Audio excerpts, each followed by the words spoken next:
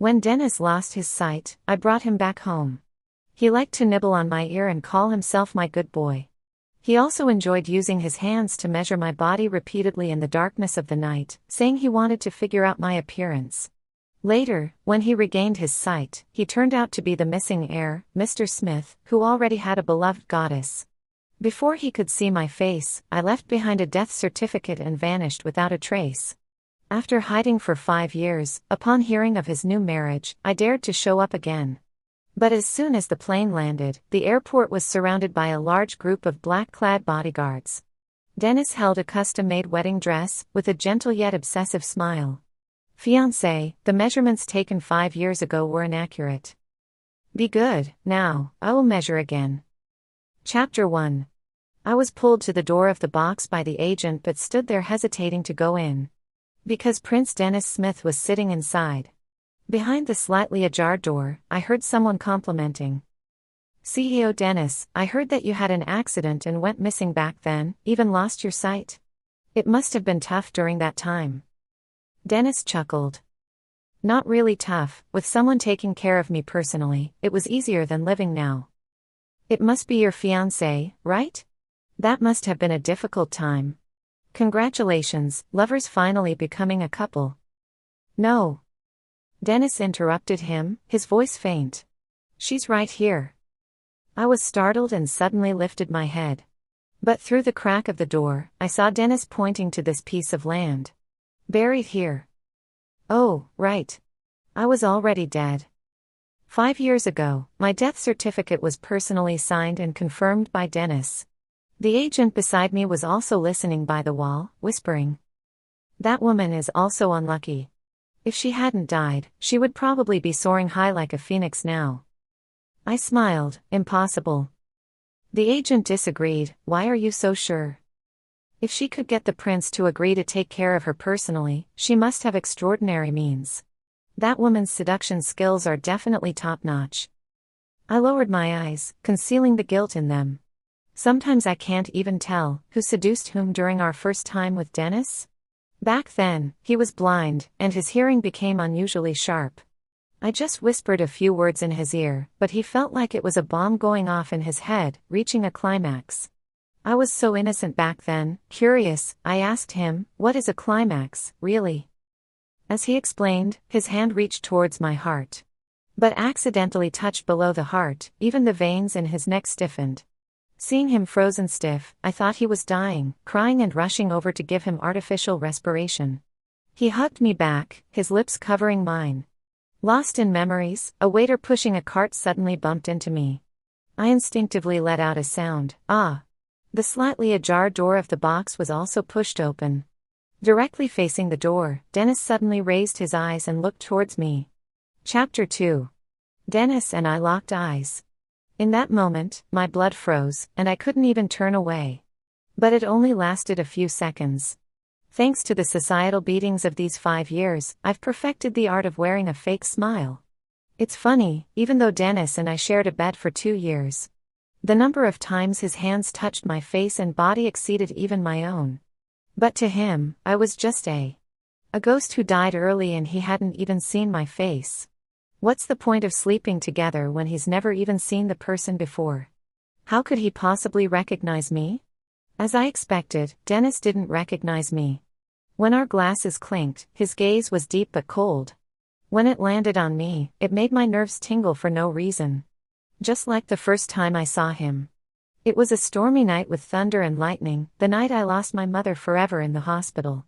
Crying on the way home, I stumbled in an alley. Dennis was leaning against the wall, drenched, barely breathing, looking disheveled. Under the dim streetlight, his profile was scarred, but his face was still so attractive it took my breath away. His dark eyes were bleeding, yet they conveyed coldness and ruthlessness. I was scared, I wanted to run. But then I thought of my mother. She was suffering on that hospital bed, if someone could save her. In the end, I brought Dennis back to my rundown apartment, using all my savings to treat him.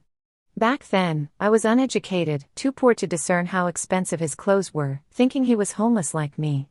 I even thought my mother, up in heaven, pitied me and didn't want me to be lonely, so she led me to him. I thought I had a family again, someone to care for. Suddenly, the agent beside me pinched the back of my hand. "What are you thinking?" Still smiling. I snapped out of it, the smile on my lips turning stiff. The agent, seeing my reaction, suddenly said, "Lara, you're not falling for Dennis, are you? Let me tell you, he's famously uninterested in women. Those who try to seduce him end up in a terrible state.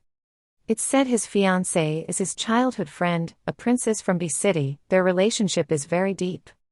Don't let him charm you. This kind of person isn't someone you can climb up to. You might offend him unintentionally." Offend? But when I decided to leave Dennis, I tied him to a bed that cost $100 per night.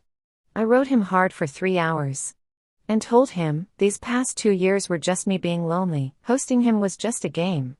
Now there's a wealthy sugar daddy interested in me, so I don't need him anymore. Dennis was furious, veins popping, hoarsely shouting, "Lara, if I catch you, I'll ride you until you cry."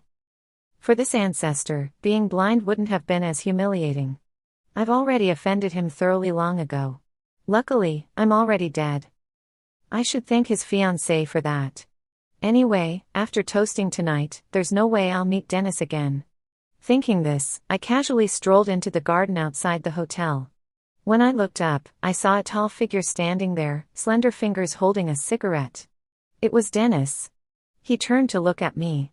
Just as I was quickly thinking of a response, he suddenly shouted at me, "Resurrection." I was startled. Resurrection. He recognized me? Chapter 3. Fortunately, before I lost my composure and almost revealed my identity, a small dog suddenly leapt from behind and affectionately rubbed against my legs.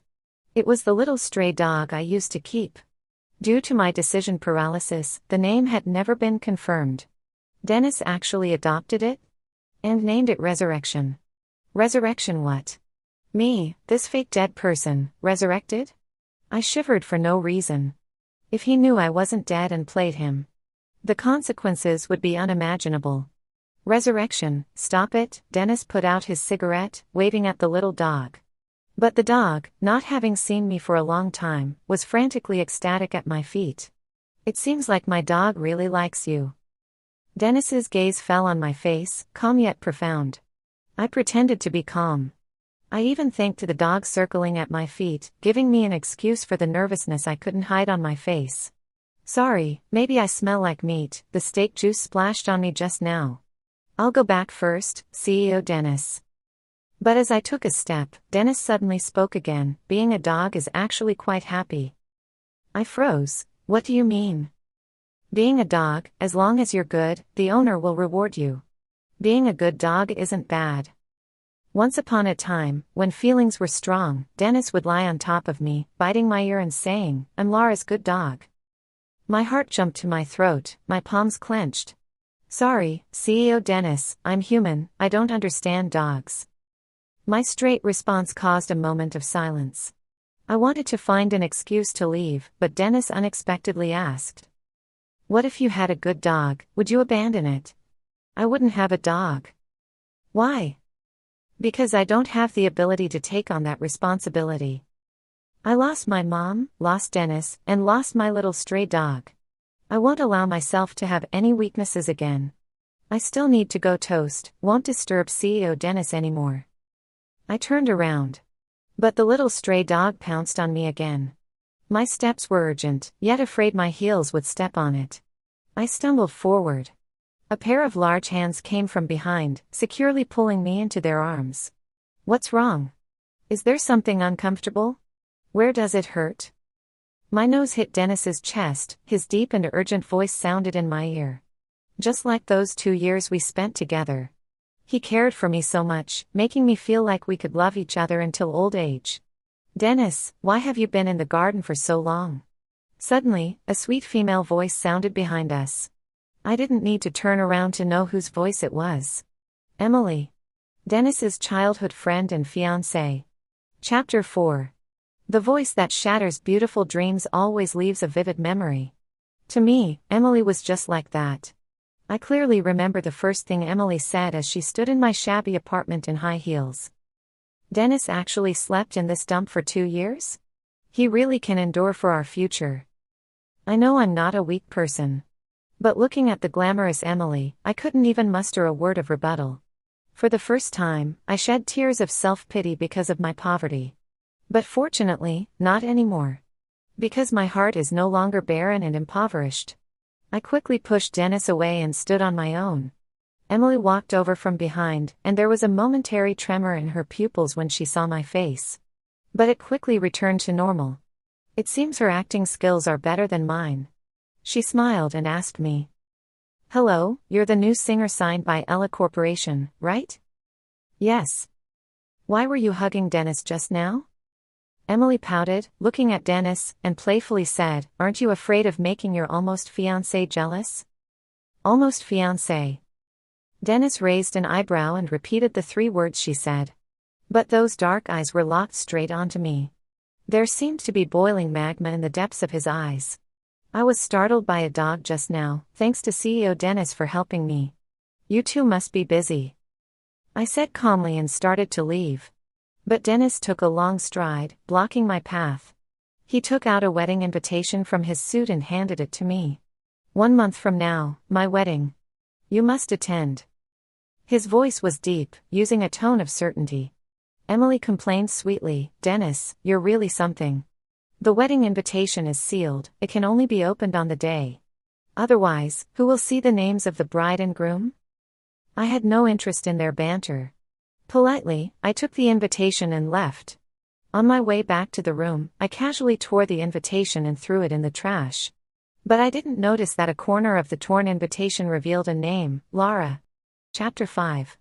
I thought that meeting Dennis again was just an accident. I didn't think much of it and focused on my career. Until my agent told me that a big director wanted me to sing the theme song for his drama. For someone at my current level of fame, this was considered a stroke of luck. When I arrived at the scene and saw Dennis, I realized it wasn't luck at all. He was the one who recommended me. My enthusiastic agent dragged me around, greeting people warmly. When we got to Dennis, he condescendingly spoke first. "Miss Jones, long time no see." The agent smiled apologetically. "Prince, her surname is Brown, her name is Lara." My heart raced. Back then, after faking my death and moving away, I changed my name and took my mother's surname. But Lara was a name my mother had chosen for me, and I couldn't bear to change it. After all, it wasn't a very special name. Dennis's gaze locked onto me, casually saying, "I must have remembered it wrong. I have an acquaintance named Lara too, but her surname is Jones." The more he spoke, the more mistakes he made. I simply remained silent, pretending to smile nervously. My agent was annoyed at my lack of cooperation and glared at me discreetly. I pretended not to notice. At noon, the staff brought lunch. Fruit salad. My portion had mangoes in it. Dennis knew about my mango allergy very well. But if I refused now, he would become more suspicious. My allergic reaction wasn't severe, at most a bit of rash, and taking a loratadine tablet would solve it. Compared to the trouble of being exposed, this was insignificant. I opened the fruit salad package, in front of Dennis, picked up a piece of mango and was about to eat it. The next moment, Dennis unexpectedly reached out and took the fork from my hand. He exerted a lot of force, as if he was angry about something. The mango fell on the table. My agent was stunned, CEO Dennis. Dennis even took away the salad in front of me. I heard him instructing his assistant as he walked away, "I'll have this, give her a hot meal with rice instead." Soon enough, the assistant brought me an 8-dish and soup meal. From the Fortune Pavilion. This place costs at least tens of thousands. My agent was dumbfounded, and asked me discreetly, "Lara, did you secretly meet with the prince behind my back? Did you win him over?" "Ella, didn't you say he's not interested in women? But the way he looks at you. It feels like he only cares about you. In this huge room, he only sees you." I tightened my grip on the chopsticks. "Only cares about me?"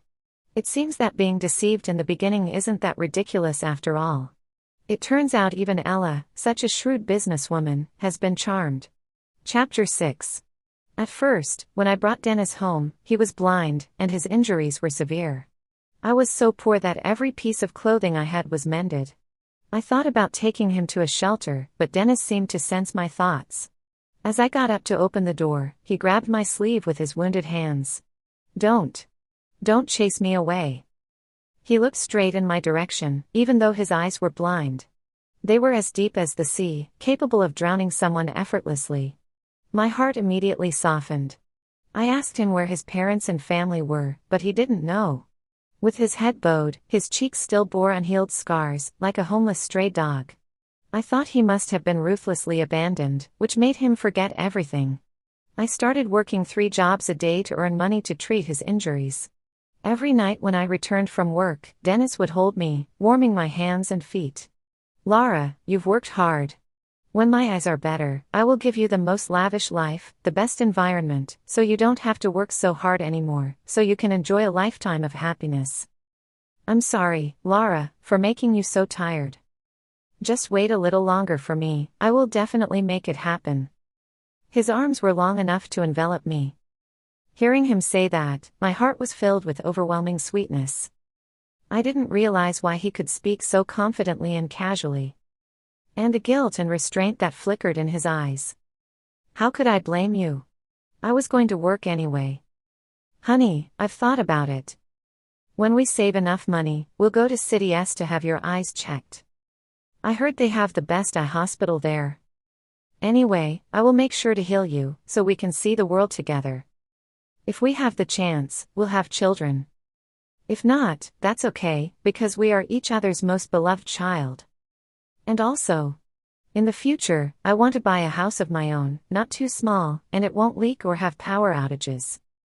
Whenever I rambled on like this, Dennis would just hold me tightly, kiss me on the forehead, then undress me and make love to me repeatedly.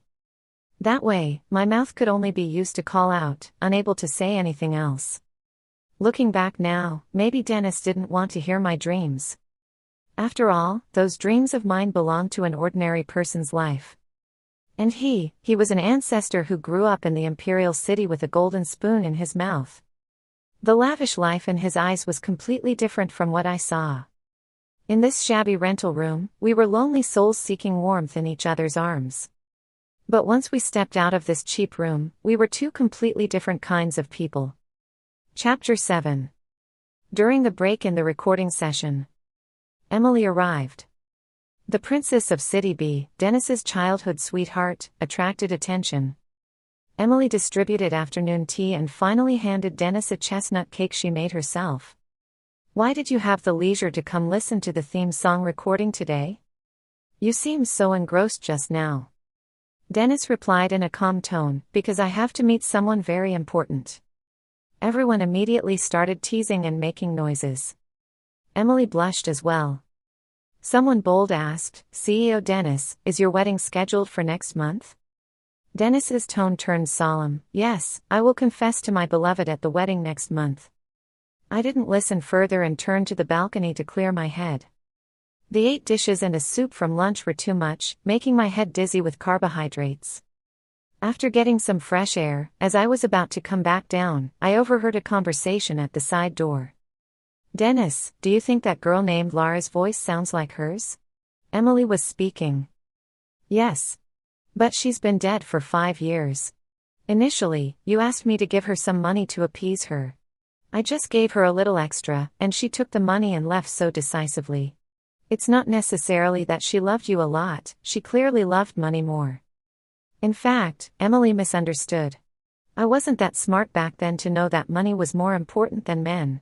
I took the money quickly for 2 reasons. One was because I was inexperienced and felt humiliated by Emily's insults.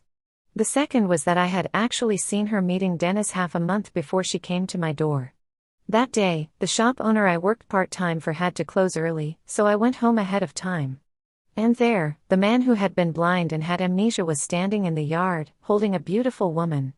His previously clouded eyes were clear and filled with indulgence. When he looked around, his gaze became sharp. Where was the blindness in his eyes? Blind was me. At that time, I was so weak and self-deprecating it was laughable. Seeing that scene, my heart ached, and I sat on the street corner crying for a long time. But when I got back home, I pretended like nothing happened, even afraid to ask him. I was scared to know the truth, afraid that Dennis would just leave like that, and I would be alone again.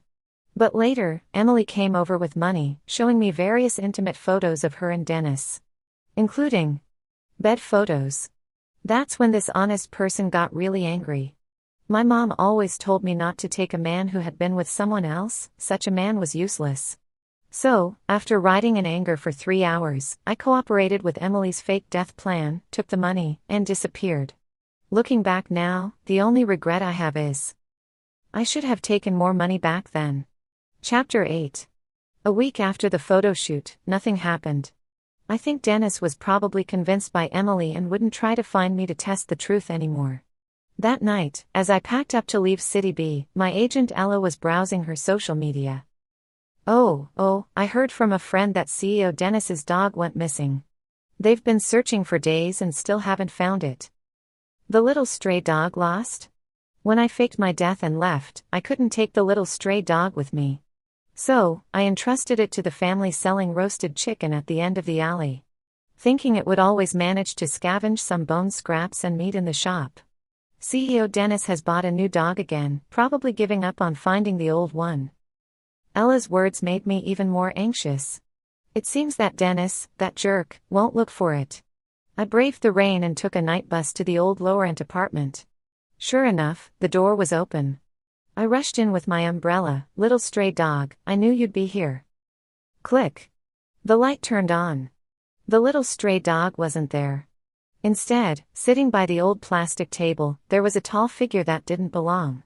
He had a cigarette in his hand, and when he raised his eyes to look at me, his gaze was even more crimson than the cigarette tip. Lara, you're back. Chapter 9. It's Dennis. Seeing the little stray dog tied to his feet, I knew I was caught. But I still wanted to struggle a bit. CEO Dennis, what did I call you? Dennis stared at me without blinking. That night, Resurrection was so affectionate towards you, it never approached anyone else voluntarily. I invited you to my wedding, but you tore up the invitation and threw it in the trash. If you really didn't know me, you didn't need to do that. Attending the wedding would have been beneficial for networking. I had someone find you for a recording session, and as soon as you started singing, I knew it was you. Also, the way you hesitated when you saw the mango, but pretended to eat it to show me. You didn't eat the coriander or the shiitake mushrooms in that dish. And besides, Lara, I've touched you countless times, do you think I wouldn't recognize you? Since the disguise had fallen apart so thoroughly, I decided not to pretend anymore. Yes, I am Lara. So, CEO Dennis, what's the reason for calling me here? Riding a man and then wanting to run? Dennis strode towards me with long steps. He exuded an aura of hostility. I thought he might be so angry that he would hit me. After all, I had been quite ruthless when I rode him. My legs were sore for a month and I couldn't even squat. He probably wasn't an exception. But when Dennis reached me, he extended his hand and placed it on my face. His icy fingertips lightly caressed my skin. So, you look exactly like I imagined you would all these years. I've sketched your face in my mind thousands and thousands of times. Very beautiful. He stared at me intently. You're the most beautiful girl I've ever seen. I didn't flinch, calmly saying, Young master, is this amusing to you? Dennis paused his hand. Lara. He called me softly. You see, you've returned to the peak, power and wealth in the palm of your hand. Now you're reminiscing about those games of love in the slums from before? Do you really want to play? Well, you pay me, and I'll play with you. I gazed back at him. Perhaps my serious expression angered Dennis. He stared at me fiercely, gritting his teeth. You only care about money. For money, you'd give up your name and family, wouldn't you? Yes, more than that. I took 3 million back then, and I faked my death and ran away. Now thinking back, I was so foolish then. You are the heir of the top-tier Smith family. I saved your life. It's not excessive to ask for 30 million. Dennis suddenly lifted me up, bent down to silence me with his mouth. One hand pulled off my tie and bound my hands. His lips gradually moved down to my collarbone. I couldn't escape, so I didn't bother to hide. Want to sleep? Come, what am I afraid of? Anyway, I even slept with you when you were blind. Now that you're the high and mighty heir, wouldn't I benefit from sleeping with you? I angered Dennis. He leaned down, wanting to press me onto that $100 bed. Then he thought of something, and carried me out. Chapter 10. I was taken to a villa by Dennis. He carried me down from the car, and as we entered the villa, he squatted down to change me into warm cotton slippers. The next moment, he stood up and kissed me forcefully. Taking advantage of the moment when he was kissing my neck, I deliberately provoked him. Why not in the lower-end housing? CEO Dennis, do you think that place is dirty and no longer worthy of you? Dennis's lips paused for a moment. You have sinusitis, the bedding there hasn't been changed for a long time, very dusty. I was stunned for a moment. But I quickly returned to normal. I was no longer the little girl who would be moved to tears by a little warmth. Because when the heart is no longer barren, you will find that you can give yourself that warmth. Thinking about it, I sneezed. My nose ran uncontrollably, getting onto Dennis's hand. But he didn't seem to mind at all, immediately getting up to grab a tissue to wipe it for me. He took nasal spray from the refrigerator and brewed a cup of hot jujube flower tea for me. With such thoughtful preparations, it seems like a woman lives here. I smirked. CEO Dennis is so caring. Would you also take care of Emily like this?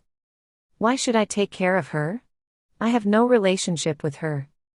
Even though you're about to get married? You guys in city be sure play around a lot. I'm not going to marry her. Our so-called engagement was just something our elders casually mentioned in childhood. Even when the wedding invitations have been sent out, you're saying this? Dennis, do you have a single truthful word? Dennis looked up at me, his eyes showing a hint of nervousness. Lara, if I said I wanted to marry you. Chapter 11. Not possible. I interrupted him. Dennis, do you think that at this point, I would still marry you? Dennis's Adam's apple rolled a few times. No matter what I say, you won't believe me, will you? Yes, ever since I found out you were pretending to have amnesia to deceive me, Dennis, I no longer want to believe you. We are already strangers. You go your lordly way, I pursue my music dream. We will not have any intersection. I remained calm and spoke to him with a smile. Dennis remained silent. The arrogance and dominance he displayed when he kissed me just now suddenly disappeared. He lowered his head, and his sharp and handsome eyebrows softened. Half kneeling in front of me, holding the tissue, I wiped my nose within his big hand, clearly defined knuckles, slightly trembling. It was that big puppy look again. I ignored it. After a while, Dennis hoarsely spoke. Lara, will you come to my wedding? No, I won't. I refused without hesitation. I hope you attend my wedding. I'll give you an exclusive contract with Echo Entertainment for 1 year. How about that, Lara? His low, hoarse voice seemed to carry a hint of pleading. I couldn't be bothered to delve into it and instantly agreed, sure. Echo Entertainment is a top record company in the entertainment industry. This once-in-a-century opportunity, as a newcomer without any background, I couldn't even fight for it no matter how hard I tried. He's giving it to me for free, why not take it? Then it's settled. Lara, you must come. Chapter 12. Dennis drove me back to the apartment. Before leaving, he emphasized that I must attend the wedding. I couldn't understand what strange quirk this young master had, wanting his ex-girlfriend present at the wedding. Couldn't figure it out, didn't bother to try. When I got back to the apartment, I found someone standing at the door whom I didn't want to see. Emily. She looked at me coldly. Miss Jones, I didn't expect you to dare to come back. Do you think if you seduce Dennis into recognizing you, I won't be able to do anything to you? Actually, from Dennis's behavior tonight, I probably guessed the full story. Emily deceived him. So Dennis believed that I heartlessly left him for a little more money.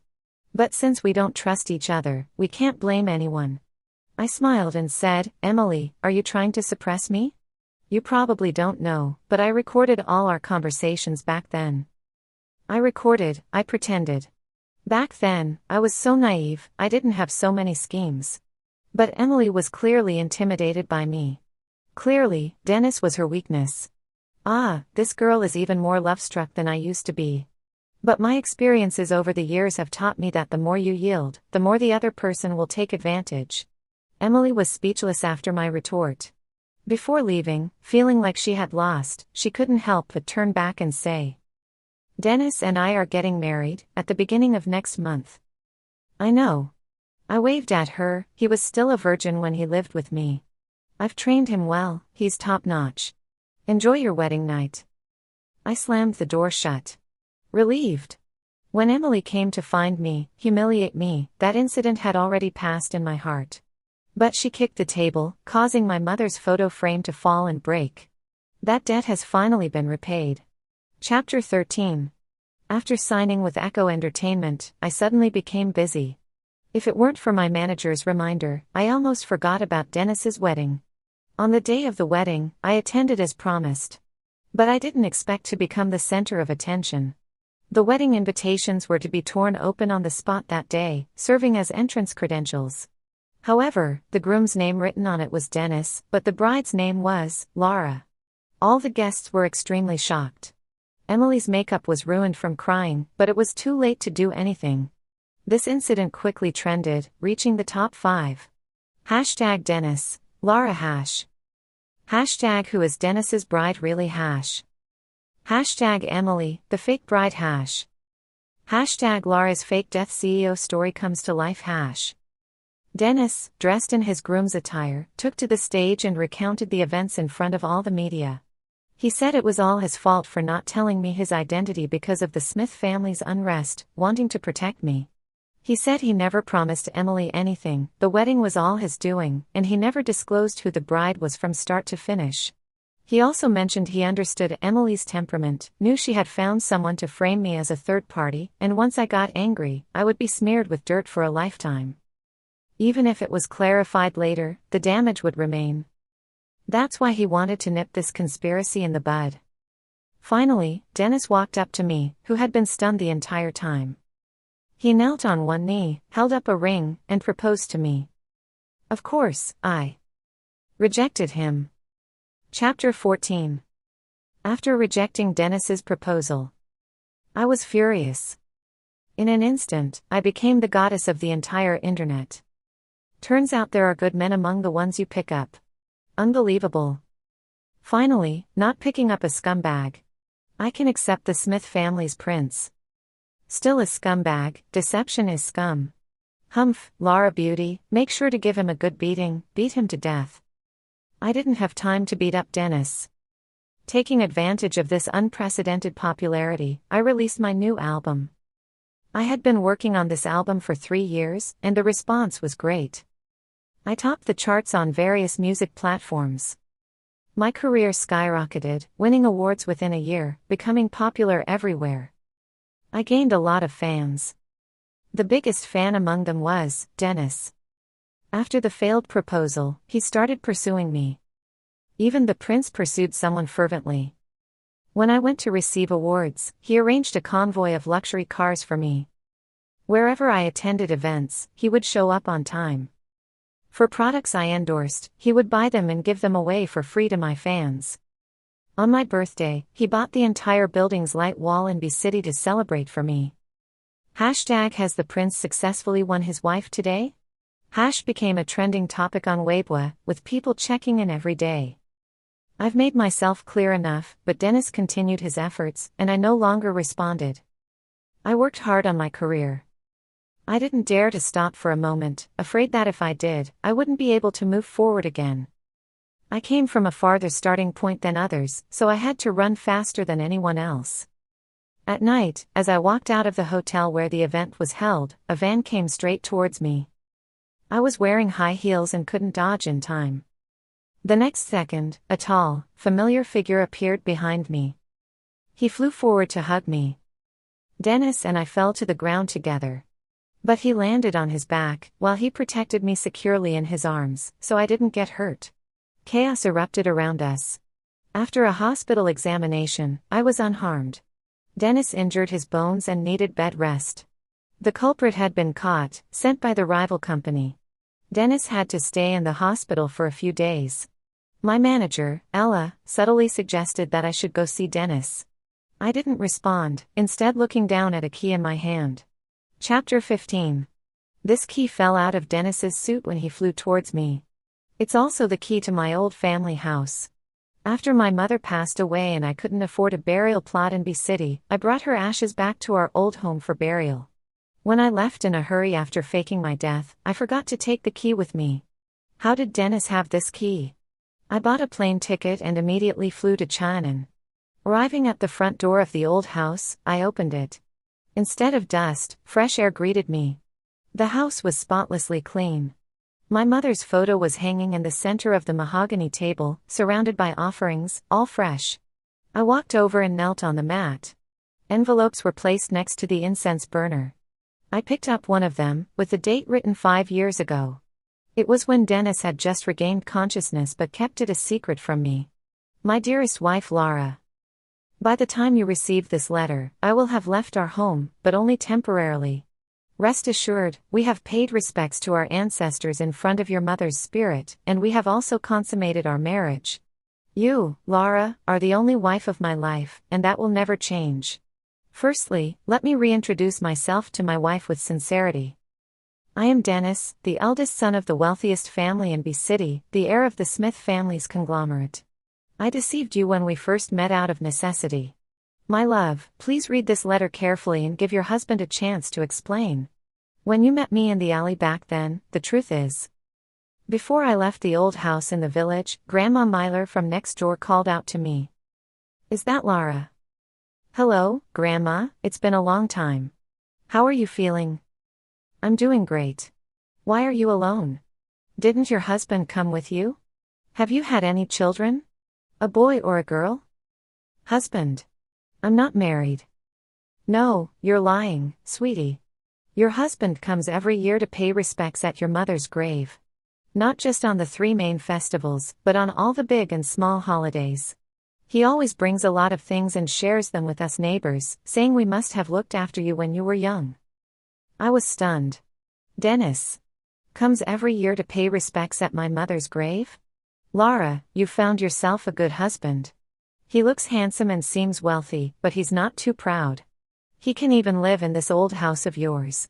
Last New Year, I saw him here and even went to give him some roasted sweet potatoes. I heard him crying alone in the room, calling out your name, saying how much he misses you and asking when you'll come back. Oh, and the year before, someone in the village told him that you had passed away. He was furious, kicked over the old fence at the village entrance, saying you couldn't possibly be gone, that he wouldn't believe it, that he would wait until you returned. He's a lucky guy, this young man, really longing for your return. See, noticed anything? All the fences at the village entrance are brand new now, costing several tens of thousands. Your husband had them installed. After installing them, he even gave each household rice, flour, oil, and meat, saying if you ever came back, never tell you about him kicking down the fence. Oh dear, I've said too much. I was speechless. Well, it's a foolish person with lots of money, case closed. Chapter 16. I flew back to B City overnight, carrying all the letters. When I arrived at the hospital room, Dennis was having porridge. Clearly, he didn't expect me to come find him. When he saw me, he suddenly sat up from the bed, knocking over the bowl. The porridge spilled on him, but he didn't care and walked towards me. His eyes locked onto me, accidentally bumping his leg on the chair. His secretary, speaking softly behind him, said, CEO Dennis, take it easy. Laura came on her own, surely she won't run away. My gaze shifted to his injured arm, and I immediately warned, your hand isn't healed yet, don't move recklessly. I helped him sit down. He stared at me up close, his eyes almost overflowing with surprise. The secretary tried to say something, but Dennis quietly kicked him and he awkwardly left the room. Why are your hands so cold? Dennis frowned. I had someone send hot soup. You weren't in the room the past few days, where did it go? This was a subtle way of inquiring about my whereabouts. I smiled, saying, since you've planted so many spies around me, do you still need to ask me? Dennis pursed his lips and remained silent. Then came the big dog-like expression. Laura. I went back to my hometown. I took out the letters. I only read a few lines of the letters, for the rest, I want to hear it from your own mouth. I ask, you answer. All right. He replied promptly, "I'll tell you anything you ask, including my bank card passwords. I have over 100 cards, and all the passwords are your birthday." I was speechless. Chapter 17. From Dennis's response, I finally pieced together the entire truth of that year. When I found Dennis in the alley, he had just experienced a serious car accident. The one behind it was his father's illegitimate child, his brother. His brother bought a hitman from Hong City with the aim of killing him. The week before I brought Dennis back home, he indeed had a confused memory, sometimes clear-headed, sometimes confused. So when I asked his parents and family, he couldn't say anything. After staying in my home for about half a month, Dennis finally fully recovered. But he didn't immediately tell me his identity. He didn't want me to be implicated. At that time, the infighting within the Smith group was so intense that even someone like me, who often heard gossip around the corner, was aware of it. When Grandpa Smith passed away, the inheritance rights were given to his most beloved legitimate eldest son, which caused dissatisfaction among the other illegitimate children. Dennis's father openly brought a mistress back to the ancestral home, sidelining Dennis's mother, and Dennis disappeared. He feared that those illegitimate brothers would seek revenge, which would affect me. He bided his time, endured silently, waiting for the perfect moment to strike back. After living in my home for 5 years, he finally found an opportunity. For these 5 years, many times I wanted to tell you the truth, but I was afraid you'd be as scared as I was. I was also afraid you'd think my identity was too dangerous and reject me. In fact, starting from the 3rd year, my trusted assistant had already found me, but I had him secretly protect us, not wanting to alert the enemy. If those brothers of mine found me, the consequences would be unimaginable. I pursed my lips. After thinking for a moment, I couldn't help but ask him, "Then, what was going on when you were holding Emily outside my house?" Dennis suddenly frowned, then fully realized. "So, you saw that scene and misunderstood. That day, one of my brothers came over, and Emily and I staged a play together." I suddenly remembered, when he was holding Emily, his eyes were scanning the surroundings. Turns out, he wasn't afraid of me suddenly appearing. There were enemies lurking in the shadows, and he was tense. At that time, the company needed me to preside over a meeting to turn the tide, so I left in a hurry and didn't dare to come back to find you.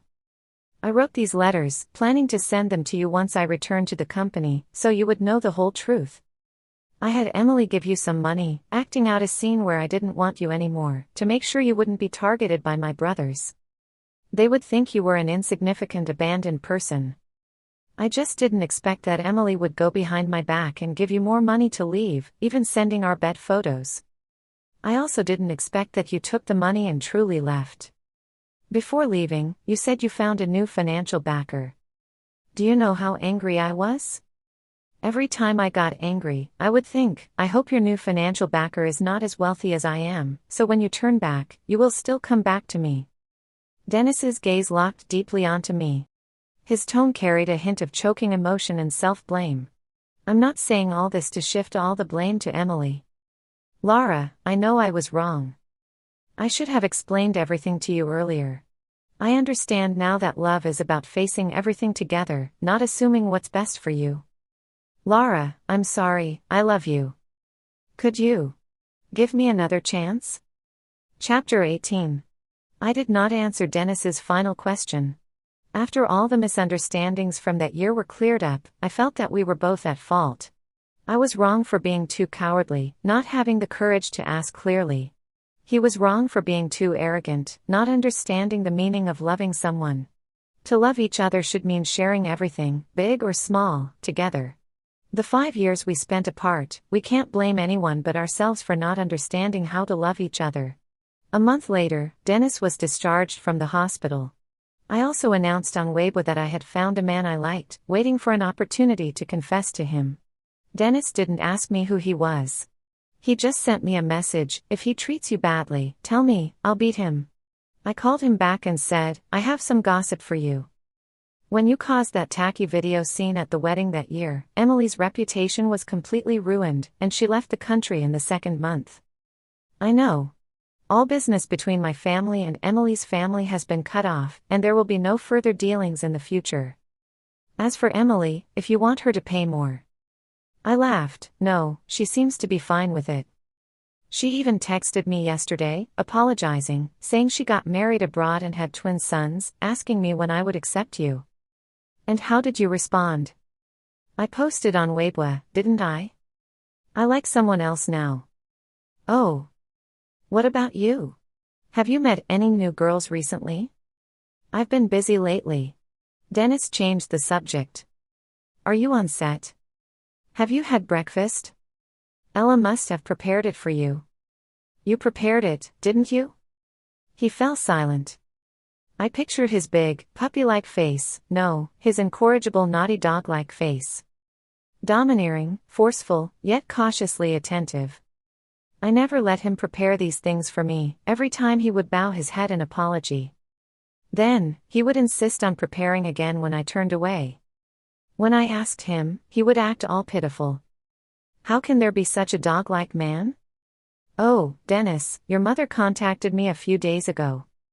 She contacted you? What did she say? Don't worry, I'll talk to her. She said you're not young anymore and should get married, asked if I had any thoughts. Well, what did you? I have a man I like. I'll confess to him publicly at the concert next month. You'll come to that, right, Dennis? Oh. I'll be busy next month, going on a business trip abroad, so I might not be able to make it. Dennis's voice suddenly became low. Even his breathing seemed to stop. I had a feeling that the next moment he might throw himself into the river in frustration. I suppressed a smile and said, "Oh, is that so? Well, if the lead doesn't show up, I won't be able to confess. I'll just have to find someone else to like." There was a loud bang on the other end of the phone. It must have been Dennis dropping his phone. Excited. His secretary's voice quickly followed, "President Dennis, don't run. Your car is right there, I'll drive. I know where Laura's event is. You can't drive with your hand." In the 3rd year after Dennis and I got married, we had a daughter. When our daughter turned 5, we took her back to our hometown. We lived in the old house made of mud, then took her to bow to my mother. In the crisp and tender voice of our daughter echoing through the mountains and forests. "Grandma, I'm Alice, I came to see you with Mom and Dad. Dad said he will take good care of Mom, so you can rest assured. Grandma, Mom said you used to sing very beautifully. I'm learning to sing now. Let me sing for you." Leaning against Dennis's chest, I looked at our daughter, who bore some resemblance to my mother. A sense of happiness and peace filled my eyes. When our daughter got tired of singing, Dennis carried her on his back, and we strolled leisurely together. The sun rose from the horizon. "Husband," I called out to him. Dennis turned to look at me, his deep eyes still gentle and affectionate. "Do you know, husband?" I tiptoed and whispered mysteriously in his ear, "I love you, from the moment I met you." A light shone in Dennis's eyes. Hotter than the rising dawn. He lowered his head, his lips pressing against mine, and he said each word with utmost solemnity. "Wife, I love you too. Dennis loves Laura, unwaveringly, for eternity."